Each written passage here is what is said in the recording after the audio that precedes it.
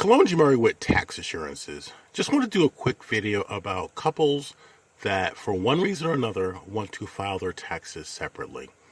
So every so often I'll meet with a couple that wants to, for whatever reason, file their tax returns separately. Now, most of the time what they'll have to do is they'll have to file married filing separately.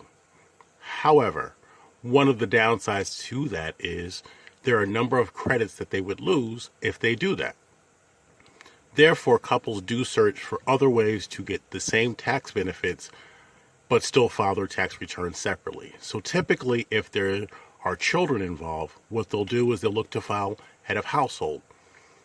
In order to do that, they'll have to have certain requirements that are met. And there's a list of 5 that the IRS kind of lays out. The first one is that they file a tax return separately. The second one is that they pay half of the cost to keep up their living expenses on their own. And the third one, this really is the tricky one for most couples. They have to establish that for 6 months of the last year, they did not live together. So if they were together, and let's say, for instance, they were not legally separated, they were not divorced, but they lived separately in a separate home, that help them file as head of household to achieve and get those tax benefits that otherwise they would have lost if they filed separately. The fourth one is your home is the main home for the child.